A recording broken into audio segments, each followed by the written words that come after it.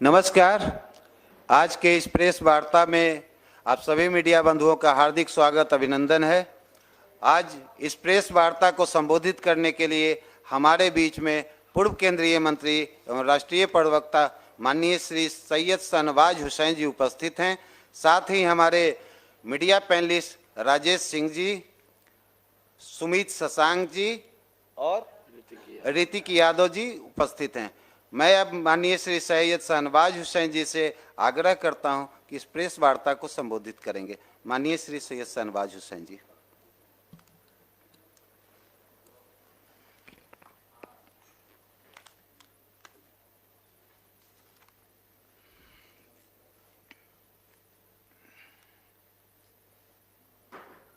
ये माइक ठीक है ना? ठीक है।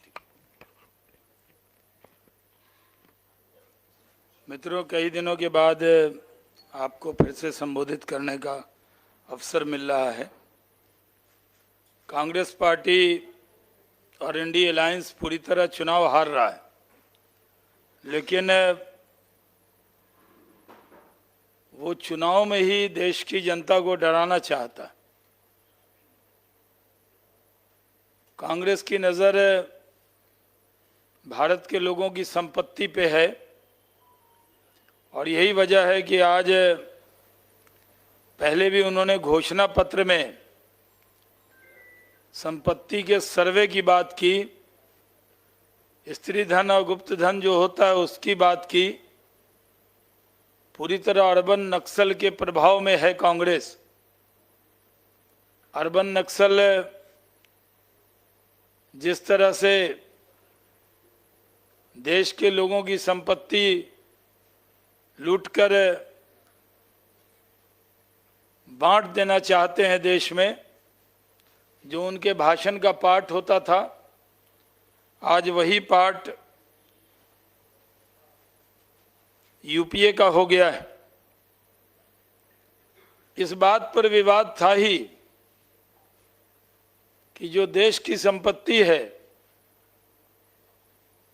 उसको सर्वे करके, सोना के बारे में सर्वे करके उसको लोगों के बीच में बांटेंगे, लेकिन कांग्रेस बैकफुट पर नजर आ रही थी। कांग्रेस पार्टी बैकफुट पे थी, लेकिन सैम पिट्रोडा के बयान ने कांग्रेस की इस हरकत को जग जाहिर कर दिया। और अब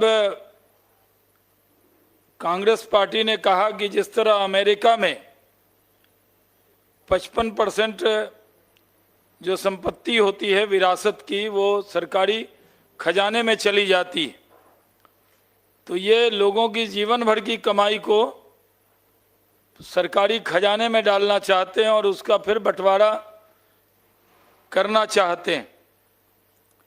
इनका जो मकसद था वो यूपीए काल में भी इनकी प्राथमिकता यही थी। हम लोगों ने कहा है कि भारत की संपत्ति पर भारत के लोगों का अधिकार है, किसी घुसपैठिए का नहीं है। भारत में हर जात धर्म के लोग रहते हैं, बहुत गरीब हैं। जब अनाज हम देते हैं लोगों को तो उनके लिए देते हैं। आयुष्मान भारत का कार्ड देते हैं तो कोई भेदभाव किए बिना देते हैं। अकाउंट में पैसा डालते हैं तब भेदभाव नहीं करते हैं। लेकिन कांग्रेस की नज़र और उनके साथियों की नज़र अब विरासत पर भी है। कांग्रेस पार्टी को तुरंत देश से माफ़ी मांगना चाहिए और सर्वे की बात जो उन्होंने अपने घोषणा पत्र में कही है उस पंक्ति को वापस लेना चाहिए। हमारे प्रधानमंत्री नरेंद्र मोदी जी कहते हैं कि देश की संपत्ति पर पहला अधिकार गरीब का है, दलित का है, आदिवासी का है, पिछड़ों का है। जब हम गरीब कहते हैं तो इसमें कोई जात धर्म नहीं आती, हम सब के लिए कहते हैं। लेकिन कांग्रेस पार्टी वोट बैंक की सियासत कर रही है जिसको हम कहीं से भी स्वीकार नहीं कर सकते। आप जानते हैं पिछले 10 साल में हमारे नेता नरेंद्र मोदी जी ने गांव, गरीब, दलित, वंचित, शोषित, महिला, युवाओं और किसानों के लिए काम किया है। प्रधानमंत्री सड़क योजना में 90% गांवों को जोड़ा है। 1.5 लाख पंचायतों को ऑप्टिकल फाइबर से जोड़ने का काम किया, इसलिए आपकी न्यूज़ तुरंत लोगों तक पहुंच जाती। उसी तरह प्रधानमंत्री अन्न योजना में 5 किलो चावल, गेहूं और 1 किलो दाल 80 करोड़ लोगों को मिल रहा है, जिसमें बिहार में 8,70,000 लोग इसमें कवर हैं। इसी तरह जल जीवन मिशन में ये पंचायतों तक इसको पहुंचाया है। 11 करोड़ 88 लाख लोगों को यानी हमने पहुंचाने का काम किया है और 11 करोड़ 88 लाख लोगों को हर चौथे महीने 2,000 रुपया हम अकाउंट में भी डाल रहे हैं। नरेंद्र मोदी जी ने पिछले 5 साल में किसान सम्मान निधि और गरीब कल्याण योजना चलाई है, जो जारी रहेगी।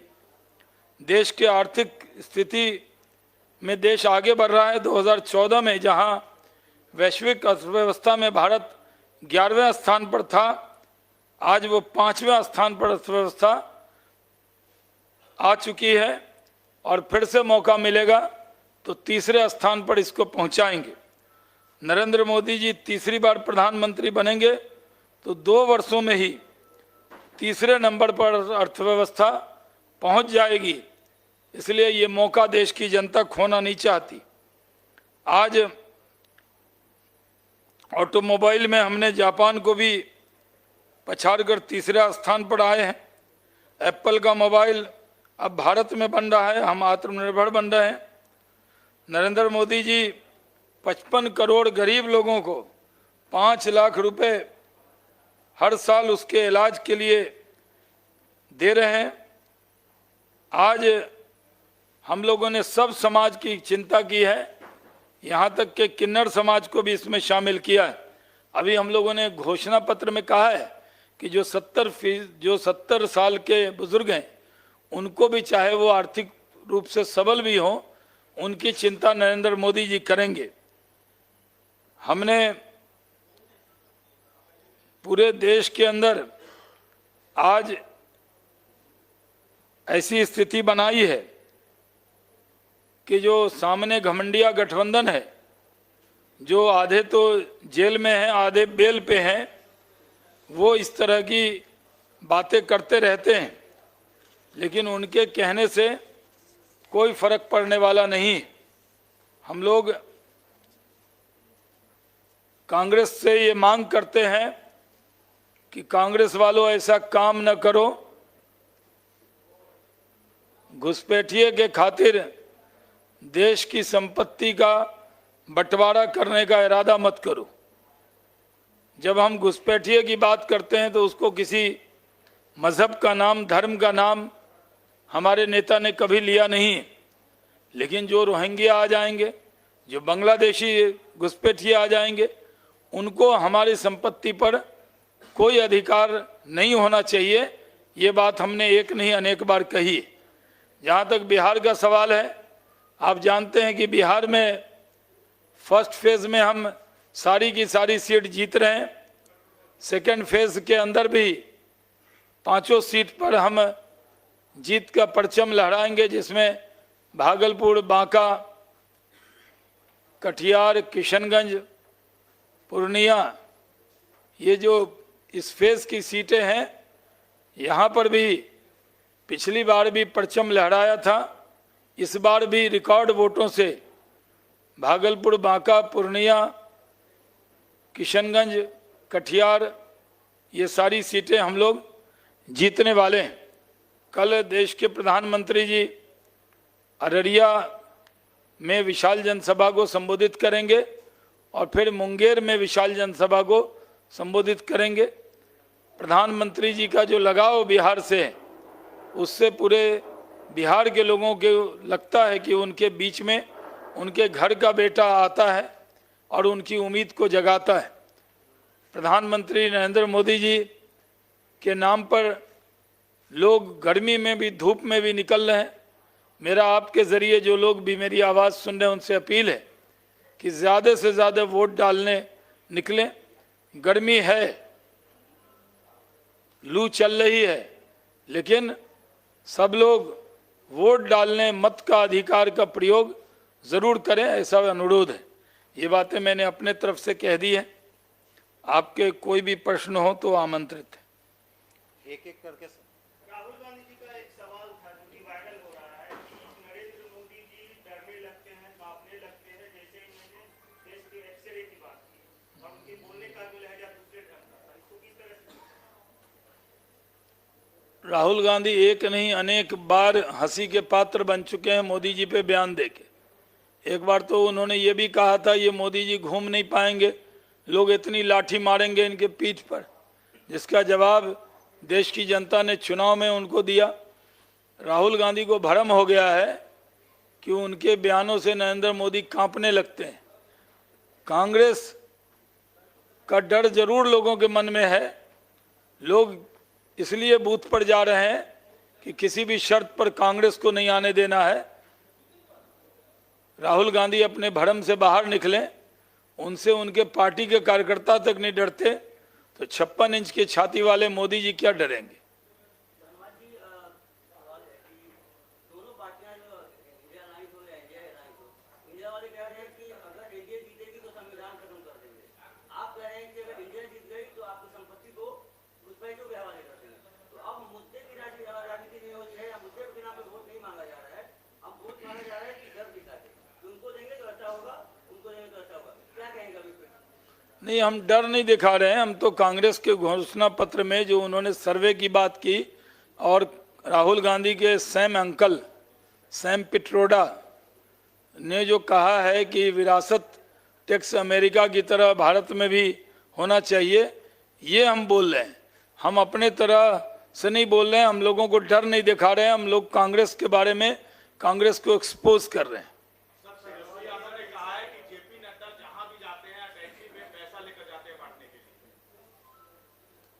अटैची तो आरजेडी के पास है, पैसा आरजेडी के पास है।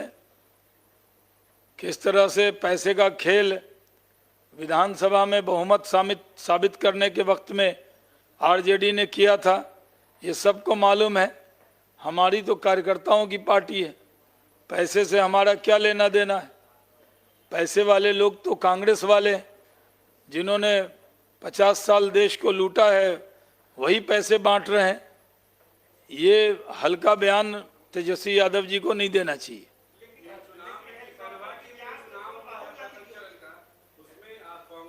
जी, आपने जो कहा है, जब मैं बेगूसराय गया था, मैं और उमेश कुशवाहा, तो हमारे भी हेलीकॉप्टर की जांच हुई। हम गए तब जांच हुई, जब गिरिराज भाई का नॉमिनेशन करा के लौटे तब जांच हुई। थैला लेके आए थे, थैले में शहद था, लेकिन उसको भी शहद की भी जांच हुई। और जिसने जांच की अधिकारी ने, हमने कहा देख लीजिए मीठा शहद है, तो उनको दिखाया। तो जांच ऐसा नहीं है कि रूलिंग पार्टी के लीडर्स की नहीं हो रही है, सबकी हो रही है। और मैंने बता दिया, और लोग हल्ला करते हैं, हम भी उस दिन हल्ला करते, मेरी हेलीकॉप्टर की जांच हुई, जांच हुई, जांच हुई। ये तो हमने नहीं कहा। ये लोग तो खबर बनाने के लिए ही इस तरह की बयानबाजी करते हैं।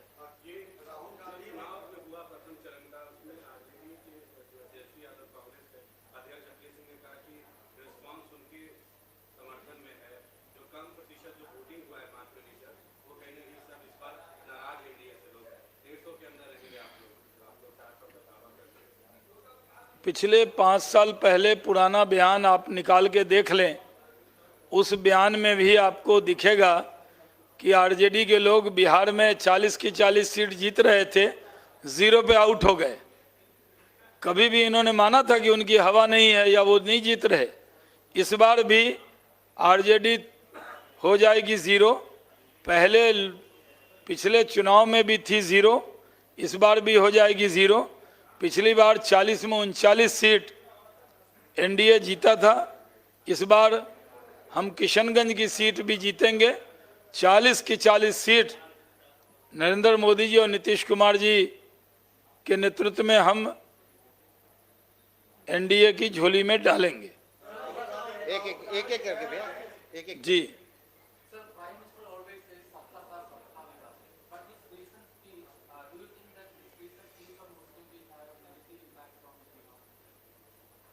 मुस्लिम के लिए कहाँ कुछ बोला है प्रधानमंत्री जी ने। ये तो कांग्रेस पार्टी है जो घुसपैठियों को मुस्लिम बता रही है, मुस्लिम का अपमान कर रही है कांग्रेस पार्टी। उन्होंने घुसपैठिए के लिए कहा है, और घुसपैठिए का हमारा देश कोई धर्मशाला नहीं है ना कि किसी भी देश से आकर कोई रहने लगे। हमारे यहाँ तो खुद ही बहुत गरीब लोग हैं, हिंदू में, मुस्लिम में, सिख में, ईसाई में, सब में बहुत गरीब लोग हैं। पहले इनको अनाज देंगे कि 5 किलो अनाज का सुन के, आयुष्मान भारत का सुन के, अकाउंट में पैसा देश का सुन के, बाहर के देश से कोई भी आएगा तो वो हमारे लिए स्वीकार नहीं है, ये कहा है। चुनाव जी, अगर भाजपा की सरकार आती है तो क्या आप लोग मांग करेंगे, आप मांग करेंगे मुस्लिमों के आरक्षण के लिए? नहीं, हम तो कभी नहीं मांग करेंगे। बिना आरक्षण के बीपीएससी यूपीएससी में आ रहे कि नहीं, और मुस्लिम समाज को आरक्षण मिला हुआ है कि नहीं। मंडल कमीशन में शेख सैयद मुगल पठान के अलावा जितने भी मुस्लिम हैं सबको आरक्षण मिला ही हुआ है, और जो अपर कास्ट मुस्लिम हैं उनको भी जो स्वर्ण आरक्षण है उसमें राजपूत, ब्राह्मण, भूमियार कास्ट के साथ शेख सैयद पठान को भी आरक्षण मिला हुआ है। ये आपको जानकारी में नहीं है? राहुल गांधी ने कहा है सर कि हमने जो क्रांतिकारी मैनिफेस्टो जारी किया है, क्रांतिकारी, उससे एनडीए के लोग डरे हुए हैं। उनके क्रांतिकारी खुद ही कह रहे हैं, अपने में अनमिया मिट्ठू हो रहे हैं। क्या क्रांतिकारी है उसमें? सोने का सर्वे, गुप्त धन का सर्वे, स्त्री धन का सर्वे, विरासत पर टैक्स। आपके पिताजी मकान बना के जाएंगे और बाद में उसमें 55% सरकार ले लेगी तो कैसा लगेगा आपको? कोई बनाएगा? कोई जो धन होगा उस धन का अगर 55% अमेरिका की तरह गवर्नमेंट के खजाने में चला जाएगा, इससे तो डर गए हैं देश के लोग।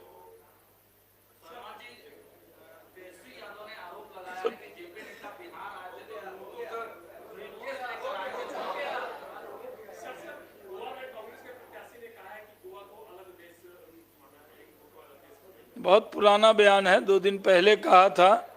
कांग्रेस के नेता इसी तरह का बयान देते हैं, इसलिए कांग्रेस खत्म हो रही है। बीमा भारती के पास, उनके पीए के पास जो 10 लाख रुपए निकला है, वो कह रहे हैं बयान में कि मुझे फंसाया गया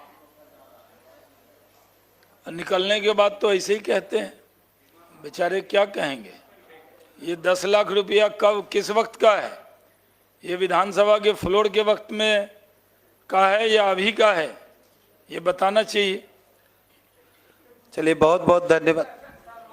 एक मिनट, हाँ, पूरा परिचय दीजिए अपना सवाल से पहले। अच्छा,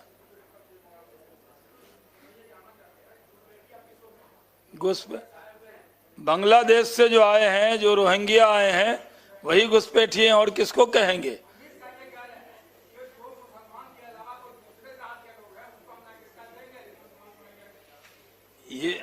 ये तो भेदभाव नहीं है, ये तो न्याय है। जैसे मैं पूरा ये सीए पर सवाल पूछा, आपने मिक्स कर दिया उसको। सिटीजनशिप अमेंडमेंट एक्ट जो है, पाकिस्तान, बांग्लादेश, अफगानिस्तान से जिनका धर्म खतरे में हो, वो अपना धर्म बचाने के लिए हमारे देश में आए हैं, तो उनको नागरिकता देंगे। अगर इसमें मुस्लिम भाई भी शामिल कर दें तो पूरा पाकिस्तान ही खाली हो जाएगा, पूरा बांग्लादेश खाली हो जाएगा।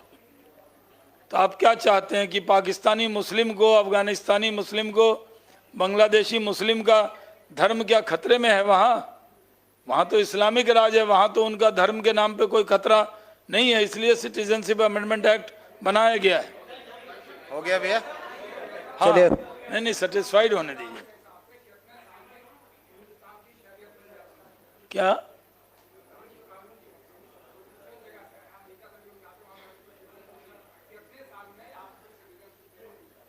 देखिए, चोरी चोरी चुपके चुपके कोई आएगा तो 100 साल में भी नहीं देंगे उसको। जो भारत में बहुत से लोग एप्लीकेशन देते हैं, अदनान सामी जो है पाकिस्तानी था, लेकिन भारत की नागरिकता मांगी तो दे दी। ऐसा थोड़ी कहा कि तुम्हारा नाम अदनान है तो तुम्हें नहीं देंगे, तुम्हारा मजहब इस्लाम है तो नहीं देंगे।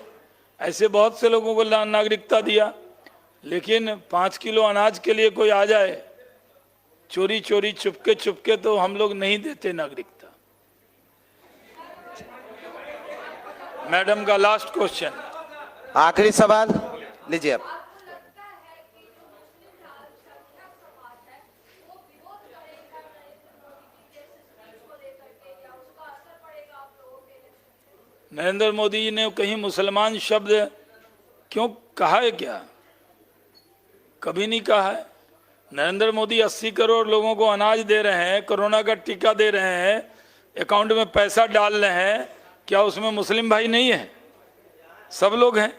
हम लोग सबका साथ, सबका विकास, सबके विश्वास के लोग हैं, लेकिन हम लोग घुसपैठियों के पक्ष में नहीं है।